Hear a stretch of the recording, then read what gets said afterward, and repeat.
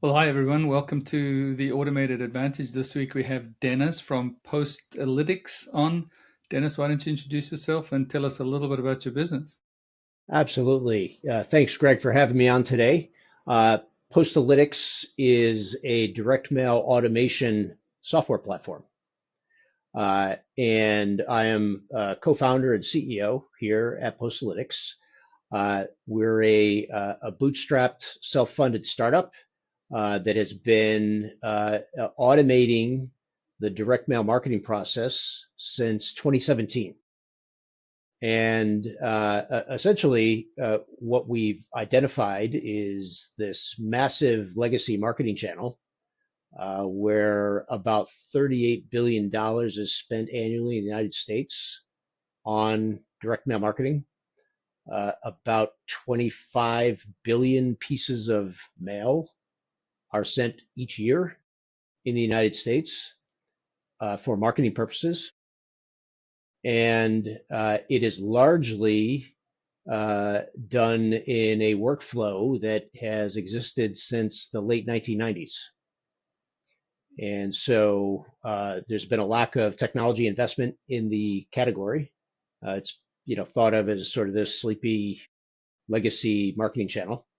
And so we've decided to attack that with software that connects a network of printers around the country with our SaaS solution that in turn connects to CRM and marketing automation platforms and the marketing tech that our customers are deploying.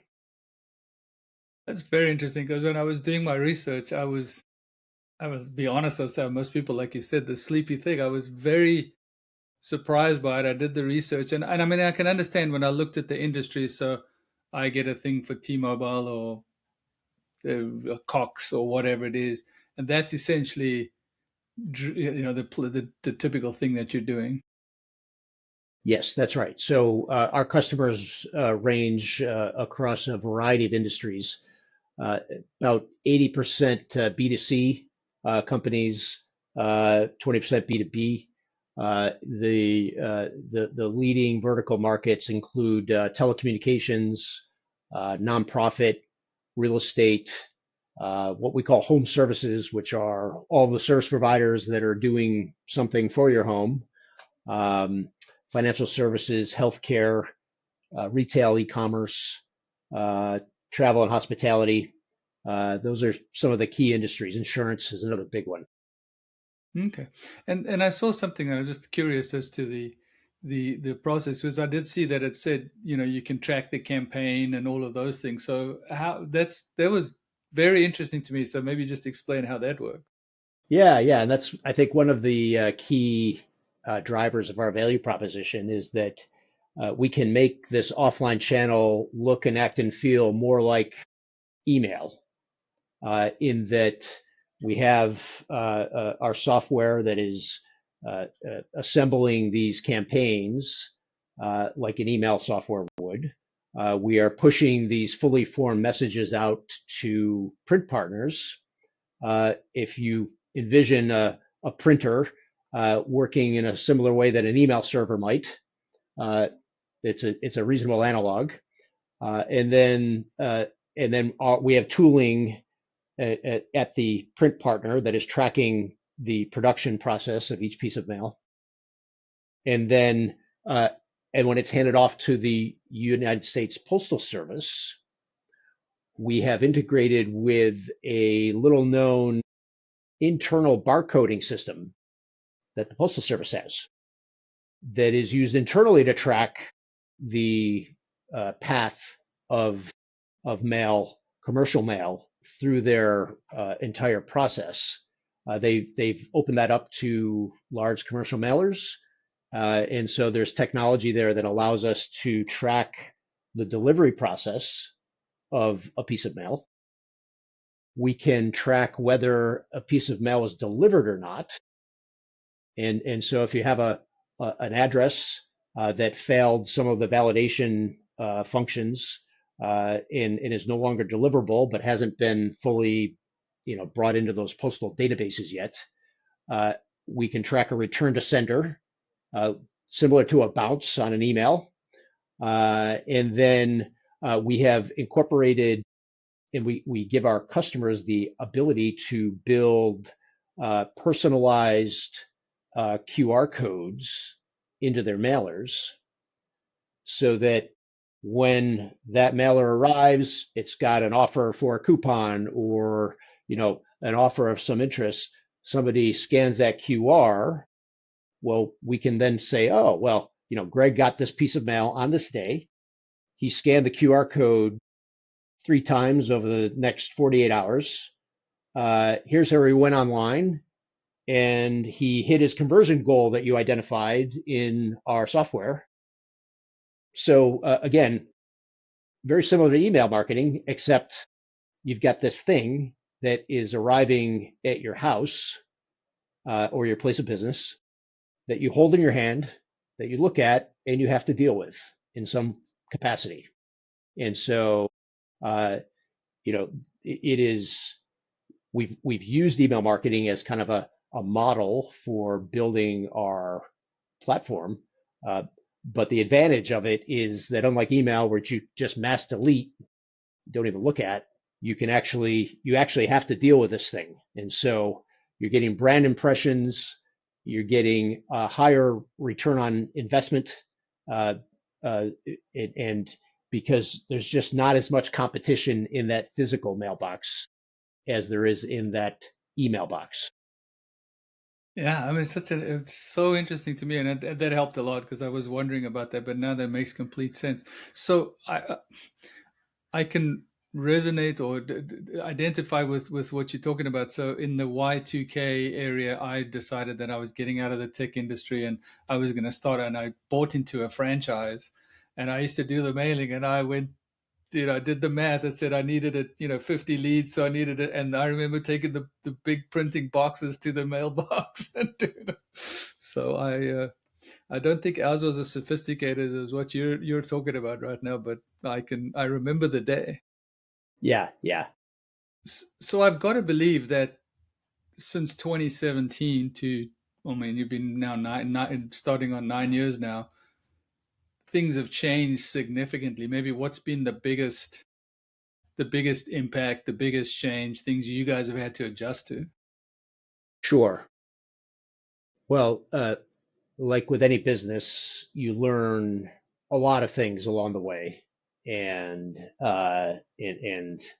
so we have worked very hard to establish a culture of learning and adapting, and so when we launched the business, we were squarely focused on small businesses, and we had a largely self-serve model. So if you think about going back to the email analogy, MailChimp or Constant Contact, those tools allow small business people, individual solopreneurs, to put together, solid, good performing email marketing campaigns. That was really the objective here with Postalytics. And so the first few years were really focused on that audience. As we started to scale, we were seeing some usage patterns developing within our customer base, and we began to realize that there were some organizations in particular vertical industries that were scaling up a bit in the software, and then just sort of cap it out, and you know moving on to other solutions once they kind of hit a certain point. And what we realized is that there was a fairly substantial opportunity to focus on what we'll call the upper end of the SMB tier through the mid-market, that a lot of the customers in that sector, in that segment, are more sophisticated from a marketing standpoint. They'll have a small marketing team. They'll typically be investing heavily in tech to leverage that team as much as possible using technology, and that certain industries have a higher proclivity toward sending higher volumes of mail due to the unique situations within those industries. And so, uh, as we began to realize that, we have started to shift our approach so that now we have a much more hands-on model with customers that meet a certain size criteria. We still support the small business model through our self-serve tools, but we have a more hands-on approach that we've developed and have verticalized our go-to-market strategies with account teams that are more focused on a specific vertical to learn the marketing challenges, pain points, use cases associated with, how we'll say healthcare would be working with direct mail in the very specific issues there, which is very different than a nonprofit or a bank, as an example. So the back end of that all kind of looks the same.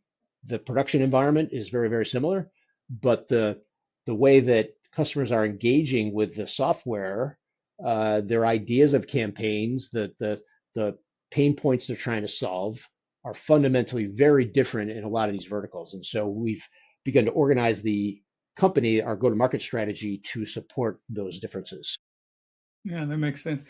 And so, and that, I don't think this is putting you on the spot because I do understand that what you guys do is very specific to these industries that you mentioned. So, from your, what is your, I think I got an understanding of what your ideal customer looks like, but how are you attracting customers? How are you, I'm assuming you got growth goals and things like that. What are you guys doing? Yeah, of course. So uh, we were fortunate in the beginning with Postalytics that we took a very um, heavy focus on content marketing, SEO, and so we've established a fairly significant reach across a lot of various online search terms. And so that really been a focus from the beginning. And that has given our domain rating a fairly significant boost. It has leveraged itself very well into the new, more AI-driven uh, uh, model around search, how people are finding businesses. They're using the LLMs much more than they had been, obviously, with the explosion that's been happening. But that basis of kind of search engine optimized content acts very well across traditional search as well as a lot of the LLM based discovery that is going on. And so that's been a real asset for us. Uh, and then probably the other key thing that we're focused on is within those verticalized go-to-market teams, we are trying to become really good partners in the industry by supporting the industry conferences, by working closely with other software companies in the ecosystems of those industries so that data can flow easily in and out of our platform that, from specific CRMs that are more vertically designed or billing platforms and other software tools that have really invested very deeply in some of these segments or these vertical industries. If we partner up, become a good partner there, then that really helps our go-to-market teams by generally, I think if you shrink the audience you're trying to speak to and you concentrate the way that you're speaking to an audience in the terms that they understand, then you'll have a much easier job of penetrating a particular group of people than a very wide cast, right? If and so that's really been we've got this kind of underlying layer of SEO and then these vertical specific focuses around trying to become a well-known brand within some of these verticals. Yeah, okay, that makes sense, and yeah, different models, and it's really interesting to me. So kind of thinking through your you've been in business now for almost 10 years, and um, can imagine that the starting days and today. So maybe the question is, what what does a day look like for you today? Maybe you said, maybe tell me this. What, like when you started out, you said bootstrap. What some, how that looked to how it's evolved to today. Sure. Yeah, there were at the beginning of Postalytics, there were four of us, and uh, only two of us were getting paid. So The other two must have been wives or really good friends. exactly. So uh, we have you could say that we've scratched and clawed our way to building a profitable business that now employs roughly 25 either employees or full-time equivalent contractors. And um, so uh, my day in the beginning looked a lot like a typical startup, small startup team person where, you know, I was doing QA on the product, I was writing blog posts, I was, talking to anyone who would deem to pick up the phone and call us or fill out a form and express some interest. We're doing outbound calling. I was involved in that, um, and so doing everything. Uh, now we are, I guess I would call us a successful startup, um, but we're not. We don't have the balance sheet depth that a venture-backed startup might have or a PE-backed startup. So, we're still a team that is very hands-on, doing a lot of both uh, tactical work on a daily basis as well as more strategic work. But I certainly spend a lot more time planning and thinking about the business, working working on the business instead of working for the business. Uh, and so I'm probably about a 60-40 now, working on the business and working for the business, as opposed to percent and 1% in the old days. And I can see that such different times, and I mean you've come through. 2017, a good year. I mean, then obviously we had the craziness of 2020 and however long that went on. But and then it's good to see the growth, and by the way, coming out of a PE backed company, I think you're better off in many ways, just not having the let's call it the oversight and sometimes the help you don't need Yeah. watching over you. So and so as far as maybe just as you said strategic and things like that, like what are the next big thing you wish you could solve, or you're kind of looking at solving? Yeah. Yes. Um, uh, we decided toward the end of 2025 that we wanted to make some substantial changes in our sales processes. And so we brought in a fractional chief revenue officer to help us through these changes, somebody with a tremendous amount of experience in scaling up B2B software sales teams. Um, and so right now we're in the middle of doing that. We are rebuilding compensation plans for both our sales team as well as our client success team, which the client success team is responsible for onboarding our larger clients, managing those accounts, and looking for ways to grow their usage of the platform and their satisfaction with the product. Uh, and so the handoff from the sales team to the client success team and how those overlay, how the compensation plans overlay. We're in the middle of of ripping that apart and building out a whole new model to do that. And then that gets layered into our software. We are using HubSpot as sort of a single source of truth that is acting as the kind of layer of software that all of our go-to-market folks can tap into and understand what's going on with accounts, and allows us to sort of see the full life cycle of a customer. So that's a big area of focus. We also have some really cool new product stuff that we are rolling out, some entirely new types of products that will help us to diversify the business even more. And so very excited about those as well. Okay, no, that's a lot of exciting things and a lot of good things on your plate. So fortunately, there's more than four of you now that you can at least focus a little bit on that. So going back again to the 2017 um, and using what you've learned over the last several years, somebody sitting out there right now saying, "I think I'm going to start a business, and I've got this idea."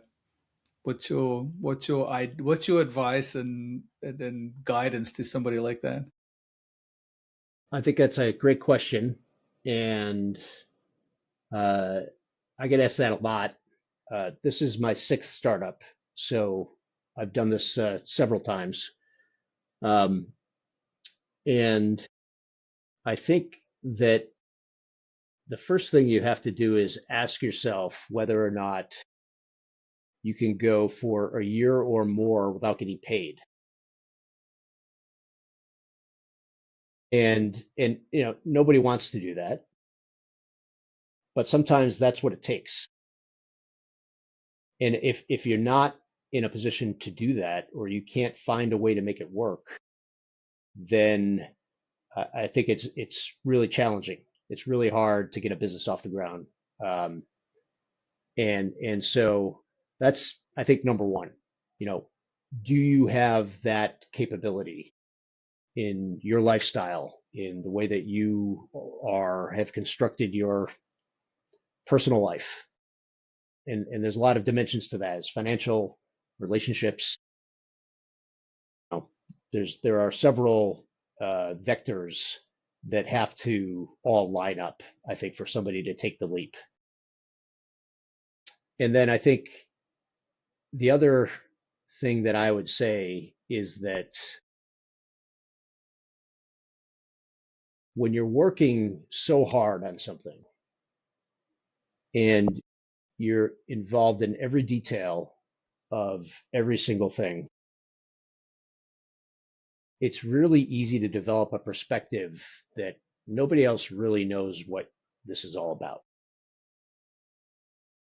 And uh, and there's some truth to that, right? Like nobody else really does know the details of what you're working on the way you do.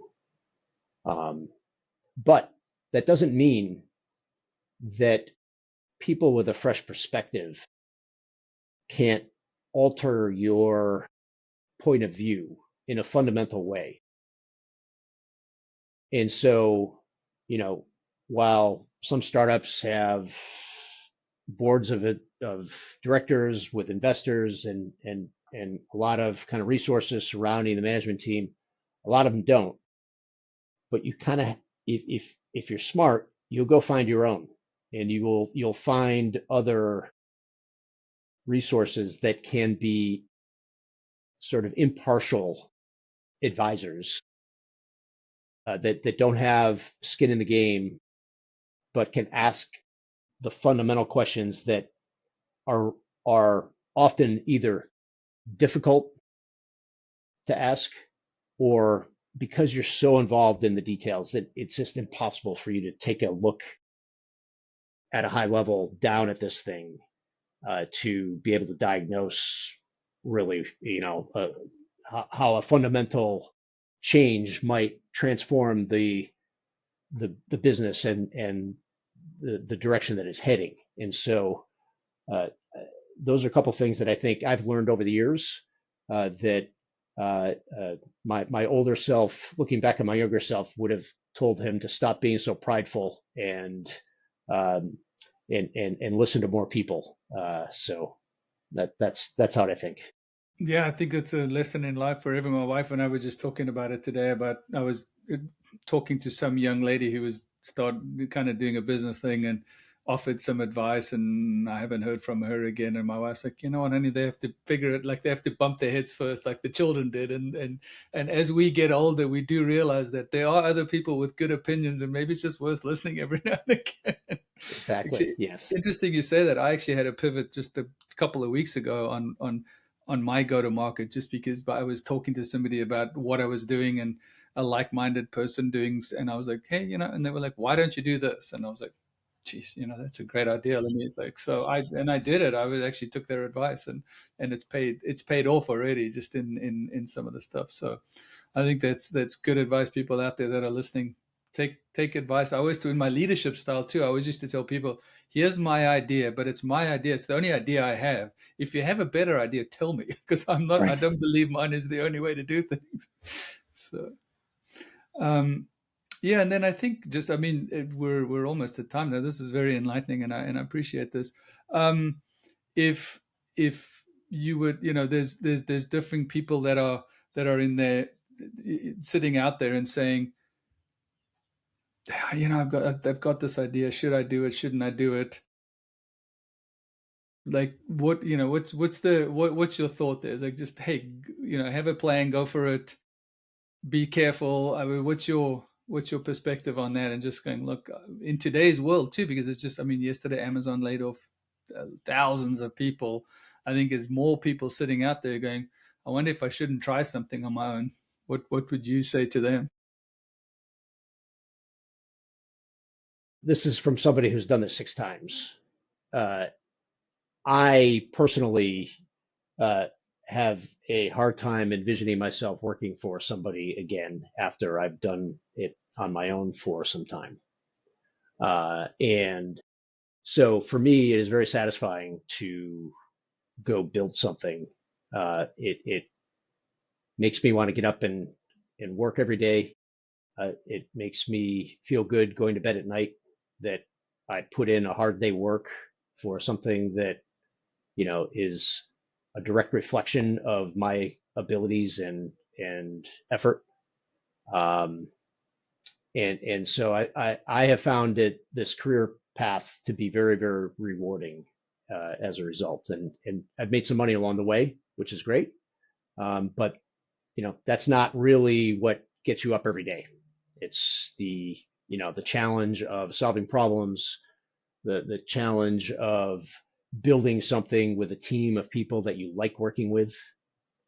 Um, oh, that would be another thing. Just hire people that you like to work with, and you don't have to be their best friend, uh, but it just makes life so much easier if you're dealing with people that all generally are rowing in the same direction, enjoy seeing each other, um, and so because things will get hard, there'll be ups and downs, and the relationships that you build uh, need to have some strength and fortitude to hold up to those things.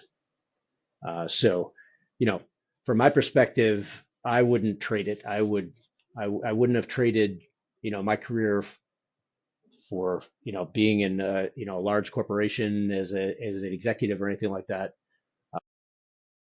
So you kind of have to figure that out yourself. Is this something for you? I mean, there's a lot of advantages now. The cost of building a business has plummeted. You know, I mean, I remember I had a company in the dot-com bubble, and we were buying because it was the only way you could do it. We're buying Sun Microsystem servers for $25,000 a pop, and we were licensing Oracle databases for $600,000 a year because that's the only way you could build an internet company in those days. I Yeah. mean, it is so different now. And with what's happening with the AI revolution, like that's just adding a whole nother layer to the productivity of individual employees. And so, the financial risk associated with getting something off the ground is substantially less than what it used to be. Um, it also means everybody can do it, right? So Yeah. so the barrier to entry that used to be there in a lot of these businesses is evaporated. So you really have to be good in order to survive. Yeah, and I think that's a really interesting point there because I mean, you guys being a SaaS company and things like that, I got and again validate that I'm accurate here is building a minimal viable product in 2017 to today. I mean, I feel like you could stand something up in I won't say hours and be rude, but days and test it out there. I don't think it was the same as I come from a similar background that you do. It was definitely not like that in 2017. Yeah, for sure. For sure. Yeah. So I do think that the productivity gains that I'm seeing from our uh, software engineers are so dramatic. I do think it is a really good time to own a software asset right now. Just my gut instinct that if you have an asset that could produce software at a particular rate, and then all of a sudden, that rate is doubled or tripled with the same cost center, with the same expense level. That's a good thing to own. yeah, no, I'm in violent agreement with you. So, but this was very very enlightening. I was very curious about the business model. I'm intrigued by the business model, and I really appreciate you sharing your insights. So, I'm assuming postalytics.com, and you're on LinkedIn if people wanted to reach out to you. That's right. Yes, we're very active on LinkedIn, both the company and myself. Postalytics.com is got a million resources. You can sign up for a free account, play with the software. You can reach out to us. You can learn about all of our tech. Everything is there. Greg, really appreciate you having me on today. Thought it was a great conversation, and I hope that your audience is able to gain something from it. Yeah, I'm sure they will. I appreciate that. Well, thank you. I'm going to stop the recording.